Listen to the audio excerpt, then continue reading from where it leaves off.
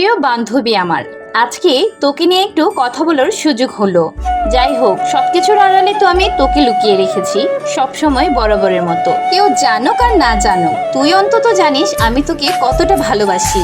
আলহামদুলিল্লাহ, মহান আল্লাহ তাআলা তোর মতো একজন বান্ধবী আমার জীবনে দিয়েছে। তোর সাথে আমার এত ভালো সম্পর্ক যে আমার কাছে মনে হয় তুই আমার বন্ধু না, তুই আমার বোন, কারণ তুই আমাকে অনেক ভালো বুঝিস। আরেকটা কথা, তোর মনে আছে কলেজ লাইফে তুই যখন অন্য কারোর সাথে মিশতিস তখন আমি অনেক জেলাস করতাম, সেটা অবশ্যই তোর মনে আছে। আর জেলাস করবই না কেন বল? আমার বান্ধবী আমার থাকবি, তুই সবসময় আমারই হয়ে থাকবি, সেটাই চেয়েছি। আলহামদুলিল্লাহ, তুই আমারই রয়ে গিয়েছিস।